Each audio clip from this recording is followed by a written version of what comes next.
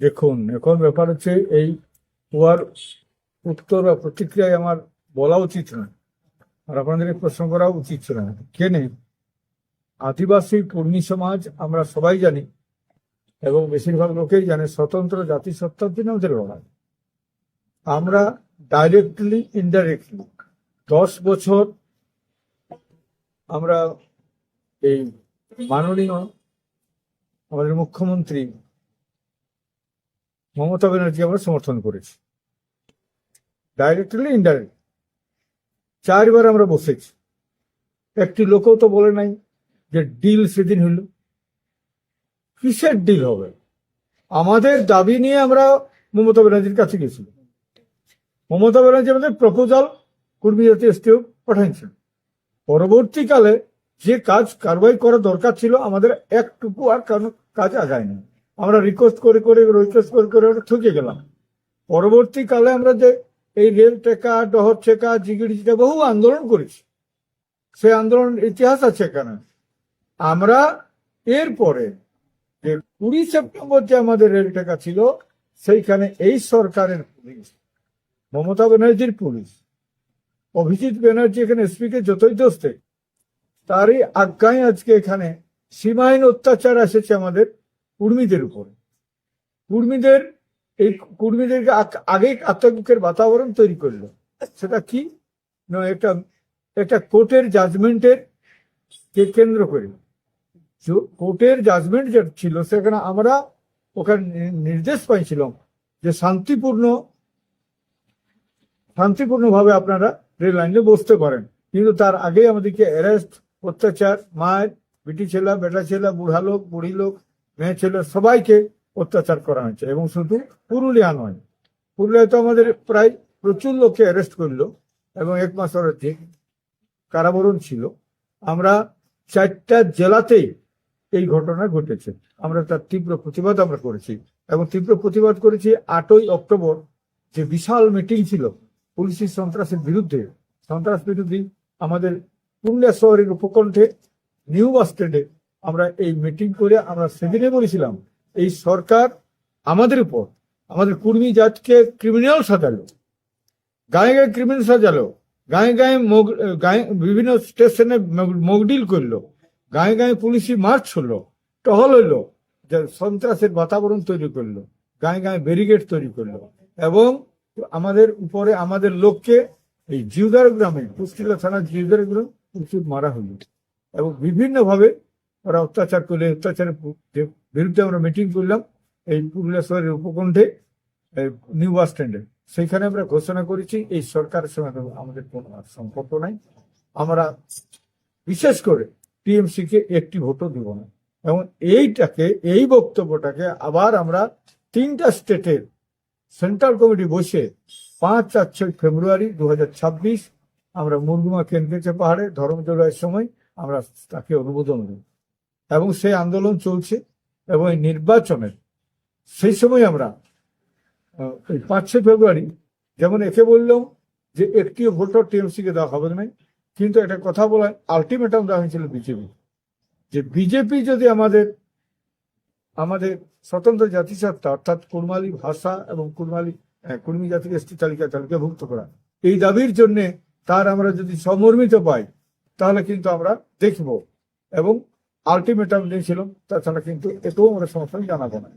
কিন্তু পরবর্তীকালে আমাদের সঙ্গে এইখানের নেতৃত্ব সাথে আমরা, এবং সেখানে কলকাতাতে বৈঠক হয় আমাদের মাননীয় ভূপেন্দ্র যাদব, কেন্দ্রীয় বন পরিবেশ মন্ত্রী, তার সঙ্গে বৈঠক হয়, এবং সেই কেন্দ্রীয় মন্ত্রী, এবং তারপরে আমাদের ওনার মাধ্যমে আমাদের পার্লামেন্ট চলাকালীন পার্লামেন্টে অমিত শাহর নিজস্ব অফিসে আমাদের ডাক হয়।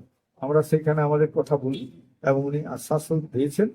আর সেই আশ্বাসের ভিত্তিতে আমরা কিন্তু আদিবাসী কর্মী সমাজ এই যে নির্বাচন পশ্চিমবাংলায়, এই নির্বাচনে আমরা কিন্তু, যেহেতু আজ দীর্ঘ 10 বছর যদি আমরা ডাইরেক্টলি ইনডাইরেক্টলি সমর্থন জানাচ্ছি, আমরা সরকার থেকে আমরা 5 বছর কেন সমর্থন জানাবো না? তাই কমসে কম 5 বছর আমরা সমর্থন জানাচ্ছি। এবং সেইখানে আমরা আদিবাসী কর্মী সমাজ আমরা সেইখানে এই যে 4টা জেলায় যারা আমাদের এখানে প্রার্থী আছে পদ্মফুল চাপে, আমরা তাদেরকে বিভিন্নভাবে আমরা সমর্থন জানাচ্ছি যাতে ওরা জয়ী হয়। এবং এখানে আমরা পুরো জঙ্গলমহলে আমরা এরাকে নিশ্চিহ্ন করতে চাই। এটাই আমাদের বদলা হবে যে আমাদের জাতিসত্তার দাবির উপর এরা যে আমাদের উপর অত্যাচার করেছে এবং কর্মীর উপর যে অত্যাচার করেছে ও স্বাভিমানের উপর আঘাত দিয়েছে, তাই আমরা একটি ভোটও কিন্তু ওকে দিব না এই স্বতন্ত্র জাতিসত্তার লড়াইয়ের জন্য। এবং স্বতন্ত্র জাতিসত্তাকে আমরা এখানে জিতাবো এবং জিতাই স্বতন্ত্র জাতিসত্তা ও স্বাভিমানের অধিকারকে আমরা প্রতিষ্ঠিত করব। তারই হবে এখানে এই ইঙ্গিত এবং প্রথম এই জিতলেই আমাদের সেই লড়াইয়ের স্বাভিমানটা আমাদের তৈরি হবে। এবং আমরা চাইছি এর সঙ্গে সঙ্গে কলকাতার বাবুরা যে জঙ্গলমহলকে যে তৈরি করেছে সেটা হচ্ছে ওদের উপনিবেশ, সেই উপনিবেশের বিরুদ্ধে আমাদের লড়াই হবে। কারণ এখানে সমস্ত কিছু উৎপাদন মানে এখানে জিনিসকে যেমন এখানে বালি, পাথর, কয়লা, কাঠ বিভিন্নভাবে লুট করছে, এই লুটের প্রতিবাদ হবে আমাদের। এবং বিশেষ করে আমরা জিতছি এবং জিতলে একটা যে মনে রাখবেন, প্রথম আমরা মানে এটার বিরুদ্ধে লড়াই হবে, জঙ্গলমহলকে বাঁচাবো। জঙ্গলমহল বাঁচাবার জন্য আমাদের লড়াই শুরু হবে। তো আমাদের আশা করি আমরা এখান থেকে উৎখাত করছি আমাদের পুরা জঙ্গলমহল টিএমসি আমরা উৎখাত করছি এবং সেই উৎখাতের লড়াই ডাক দিয়েছি আমরা। এবং এই ডাকটা আমি বলবো বিজেপিরাও এই ডাকটা দিতে পারে নাই, এই ডাকটা কিন্তু আমরাই করেছি জঙ্গলমহল থেকে উৎখাত করবো, কারণ আমাদের উপর অত্যাচার আছে, সেই অত্যাচারের বিরুদ্ধে আমাদের লড়াই হবে। এবং সেই বিশেষ ভাবেই আমরা কিন্তু সেখানে এই ওরাকে যেহেতু আমাদের অমিত শাহ আমাদের কথা বলেছে এবং স্বাভিমানের কথা বলেছে এবং আমাদের রক্ষা করার আমাদের স্বতন্ত্র জাতিসত্তার কথাটা আশ্বাসন দিয়েছে, তাই আমরা কিন্তু সমর্থন জানাচ্ছি বিজেপি। তো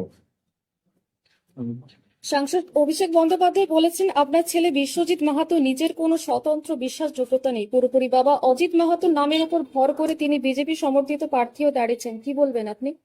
দেখুন, এখন কথা হচ্ছে বাবুরাকেই তো জানি, ওরাই তো রাজনীতি করে, কলকাতা বাবুদের কাছে আমরা শিখবো রাজনীতি, কিন্তু এত নিচে রাজনীতি করে এটা তো আমরা মান্য নিতেই পারবো না।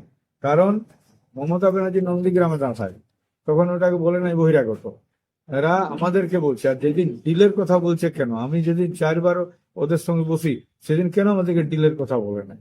আজ আমরা তার মানে এদের হাতে ঘা লাগছে, এখন বলছে আমাদের কাছ থেকে আমরা কিন্তু ভোট দিবে নাই, সরাসরি প্রতিবাদ করছি। এত বড় অত্যাচার, শুধু সেই জন্য বলবো এই দলটা নাই, দলের যারা কর্মী বন্ধুরা আছে তাদের কাছে আমার অনুরোধ, এত যেদিন অত্যাচার হয় একটা লোকও মানে রাজনীতি মানুষ মগজকে কিভাবে ধলাই করে, একটা লোকও কেউ প্রতিবাদ করলো নাই যে কর্মীদের উপর অত্যাচার কেন হইলো। এইখানে একমাত্র নেপাল মাহাতো বলেছিল লোকে, ও আমাদের প্রতিবাদ করেছিল শুভেন্দু অধিকারী, তাছাড়া কেউ প্রতিবাদও পর্যন্ত করে নাই। এখানে কর্মী আজকে বলছে আজকে অনেক কিছু কথা বলছে, তাহলে সেদিনকে আমাদের দাবিটা ন্যায্য ছিল নাই? তো দাবিটা সেদিন ন্যায্য ছিল, তাহলে তুমি এটা করলে কি করে? আমাদের উপরে এরকম অত্যাচার কেন করলে? সেদিন তো একটা কথা বলো নাই। একটা আজকে অজিত মাহাতো গেছে ওখানে, তার জন্য এখানে ভোটে দাঁড়িয়েছে, তার জন্য এখানে অজিত মাহাতোকে বলতে এসছে আরে আমার ছেলে একটা অধিকার নাই, তোমরা মা বেটা রাজনীতি করতে পারো, তোমরা পিসি ভাই রাজনীতি করতে পারে, আরো ভারতবর্ষে বহু লোক আছে রাজনীতি করছে, বাপ বেটা রাজনীতি করছে, আমার বেটাতে হাল তোমাদের কিছু হলো? আমরা গোলামি করব না, গোলামি করলে সবকিছু চলে, তো গোলামি আমরা করব নাই, গোলামি করছি নাই। আর মনে করুন এই রাজ আপনার শেষ হচ্ছেই, আর এটা শুরু হচ্ছে জঙ্গলমহলকে কেন্দ্র করে টোটাল পশ্চিমবঙ্গকে আপনি উৎখাত হতে না দেরি না।